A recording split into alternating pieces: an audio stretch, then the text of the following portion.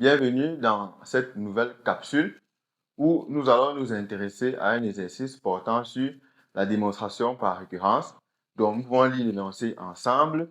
Dans cet exercice, on demande de montrer que pour tout entier naturel n non nul, on a 1 au carré plus 2 au carré plus 3 au carré jusqu'à plus n au carré égale à cette fraction.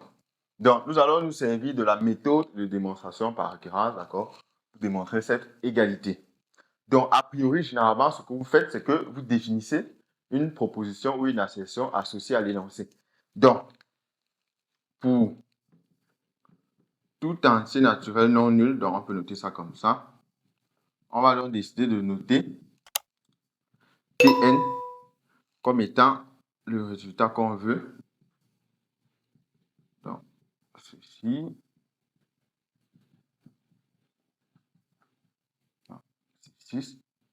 Donc, Pn ici, c'est la proposition qui nous dit que cette somme est égale à cette fraction. Et nous voulons donc démontrer que cette proposition est vraie pour tout entier naturel n non nul. Donc, alors, a priori, ce qu'il faut savoir lorsqu'on parle de la méthode de démonstration par récurrence, il s'agit d'une méthode qui est constituée de 3 étapes. La première étape, c'est l'initialisation, c'est-à-dire on va démontrer que cette proposition est vraie au plus petit rang, c'est-à-dire pour la plus petite valeur que n peut prendre. Ici, la plus petite valeur que n peut prendre, c'est 1. Donc, c'est ce qu'on va faire à l'initialisation. À la deuxième étape, il s'agit de l'hérédité. Bon, on va voir de manière un peu plus pratique comment ça marche. Et à la fin, on conclut. Donc, ça fait 3 étapes. Donc, nous allons donc commencer par la première étape, c'est-à-dire l'initialisation. Nous allons donc marquer initialisation. Donc, c'est la première étape. Donc, à l'initialisation, comme je le disais, nous allons démontrer que la proposition Pn est vraie pour n égale à 1. C'est-à-dire, on veut démontrer que P1 est vrai. Donc, on va donc dire pour n égale à 1, qu'est-ce qu'on va en fait démontrer? On veut démontrer que pour n égale à 1, ceci est égal à ceci. La première des choses, c'est de se poser la question de savoir, pour n égale à 1, le membre de gauche correspond en fait à quoi? Donc, pour n égale à 1, le membre de gauche correspond en fait tout simplement à 1 au carré.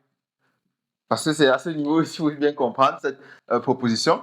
Cette proposition, c'est 1 au carré plus 2 au carré plus 3 au carré plus jusqu'à n au carré. Donc, si je prends dans n égale à 1, ça veut forcément dire que je vais m'arrêter à n égale à 1 dans la somme. Donc, ce que je précise ici, c'est que pour n égale à 1, le membre de gauche dans cette égalité correspond tout simplement à 1 au carré. Donc, ce qui va nous donner tout simplement 1. Et ce que je fais séparément, je dois aussi calculer le membre de gauche pour bien voir si j'obtiens la même chose. Et le membre de gauche et le membre de droite cette fois-ci correspond à, c'est-à-dire pour n égale à 1, je remplace, ça va faire 1 fois 1 plus 1 fois 2 fois 1 plus 1, le tout divisé par 6. Donc là, ça fait 1, là, ça fait 2, là, c'est 3, divisé par 6.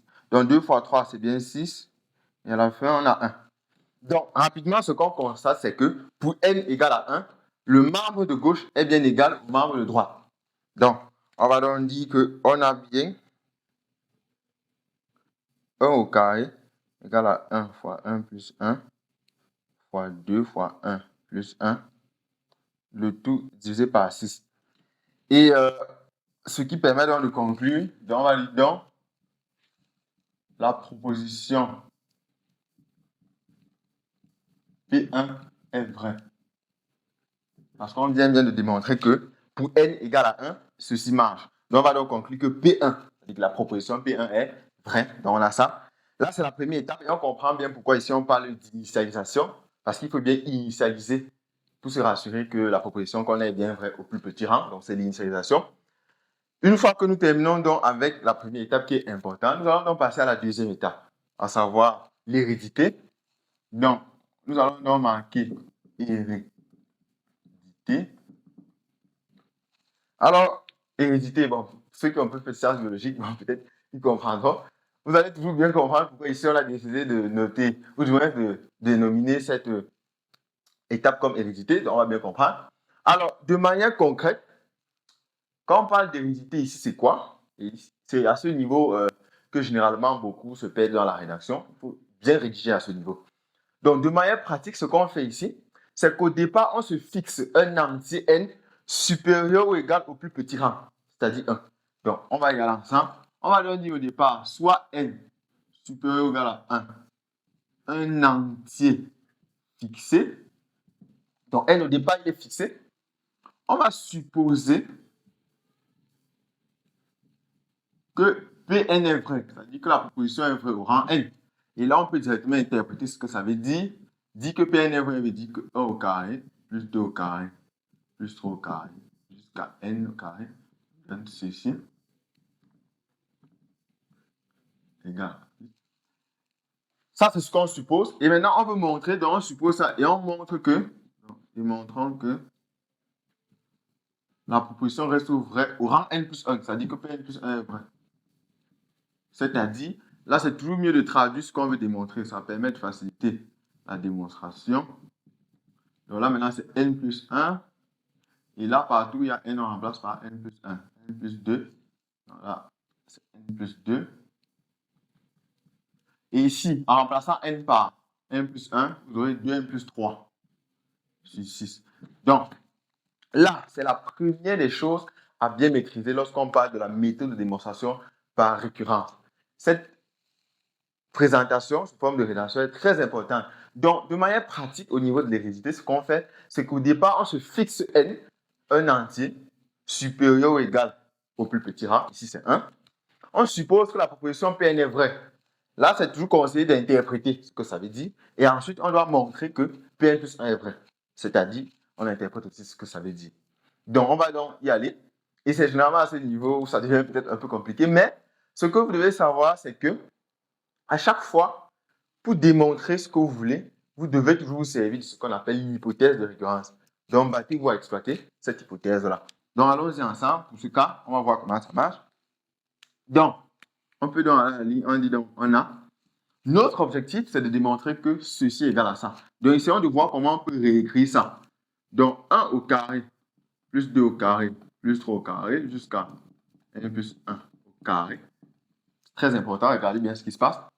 C'est 1 au carré plus 2 au carré plus 3 au carré jusqu'à n au carré plus n plus 1 au carré. À ce niveau, on doit un peu s'arrêter pour bien comprendre ce qui se passe. Ici, c'est 1 au carré plus 2 au carré plus 3 au carré jusqu'à n plus 1 au carré. Mais la question qu'il faut se poser, c'est quel est le carré qui vient avant le carré de n plus 1? C'est le carré de n, d'accord? Et c'est donc ce qu'on met en exergue dans le membre de gauche ici.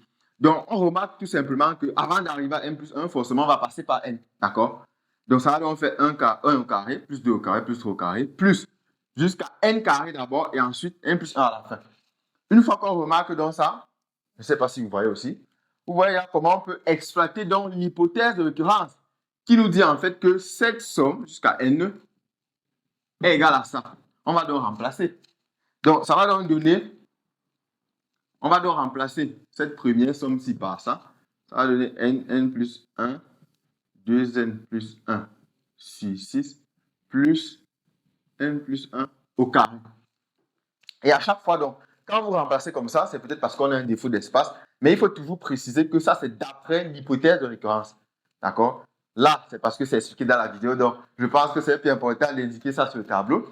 Mais je tiens encore à préciser qu'on quitte de cette ligne à celle-ci, tout simplement en exploitant l'hypothèse de récurrence qui nous dit que ceci est égal à ça. On va donc remplacer la somme qu'on a par cette fraction. Et une fois qu'on a donc ça, on va devoir se battre à obtenir ce qu'on veut à la fin. Et ce qu'il faut donc rapidement déjà remarquer, c'est que là, on a n plus 1. Là, on a n plus 1. Donc, on peut commencer par mettre n plus 1 en facteur. Donc, si on met n plus 1 tout simplement en facteur comme ça, là, on va rester avec n, 2n plus 1 sur 6. Et si on a mis n plus 1 en facteur, ça veut dire qu'il ne reste plus qu'un, c'est n plus 1 là, comme ça. Et ce qui est entre parenthèses, on peut maintenant réduire ça au même dénominateur. Donc, ça va donner n plus 1. En réduisant au même dénominateur, ça fait n facteur de 2n plus 1 plus 6n plus 6, le tout divisé par 6. Donc là, on se rapproche déjà de l'objectif. Maintenant, on va essayer de réduire ce qu'on a au dénominateur, au numérateur, je vais dire, pour avoir. N'oublions pas que l'objectif final, c'est d'avoir un truc comme ça. Donc, si vous observez bien, il suffit de vérifier que ceci est égal à n plus 2 facteur de 2n plus 3. Donc, ça va donner n plus 1. Si on essaie de réécrire au numérateur, ça fait 2n carré, n. Bon, 7n, hein, vous vérifiez, plus 6 sur 6. Maintenant, quand on arrive ici, quelqu'un peut bien se poser la question de savoir, bon, comment on fait pour voir que 2n carré plus 7n plus 6 est égal à n plus 2 facteur de 2n plus 3. Bon, ce que vous pouvez faire, vous pouvez juste aller au brouillon, vous vérifiez bien qu'on a n plus 2 facteur de 2n plus 3 égal à ça. C'est-à-dire, vous pouvez dire, oh, n plus 2 facteur de 2n plus 3, donc là c'est 2n plus 3, c'est quoi? Vous développez, donc ça donne 2n carré plus 3n plus 4n plus 6. Donc vous voyez bien qu'à la fin, vous obtenez 2n carré plus 7n plus 6. Donc, une fois que vous parvenez à établir que 2n carré plus 7n plus 6 est égal à ce produit, vous pouvez donc tout simplement remplacer ça par le produit. Et à la fin, vous allez bien obtenir n plus 1 facteur de n plus 2 facteur de 2n plus 3, le tout divisé par 6, ce qui correspond exactement à ce qu'on voulait donc démontrer. À la fin, donc, après vérification, nous obtenons donc n plus 1 facteur de n plus 2 facteur de 2n plus 3, puisque nous avons bien vérifié que 2n carré plus 7n plus 6 est égal à ce produit, le tout divisé par 6. Ce qui correspond donc exactement à ce qu'on voulait démontrer. Et une fois cette étape terminée, c'est bon pour l'hérédité, puisqu'on a supposé, c'est-à-dire on a fixé n comme un entier supérieur ou égal à 1, on a supposé que Pn est vrai, et on a pu démontrer que Pn plus 1 est aussi vrai. Donc, pour l'hérédité, c'est correct. Et une fois donc que cette étape est terminée, bon, en fait, la dernière étape n'est qu'une formalité, il s'agit de la conclusion. C'est-à-dire, il s'agit tout simplement de conclure à la fin que, d'après la méthode de démonstration par récurrence, on conclut donc que pour tout entier naturel n non nul, on a ce résultat. Donc, comme je dis, vous pouvez quand même marquer conclusion. Donc, c'est la dernière étape où on indique en fait que le résultat qu'on cherche à démontrer est effectivement vrai d'après la démonstration par récurrence. Donc, c'est ce qu'il faut indiquer à ce niveau.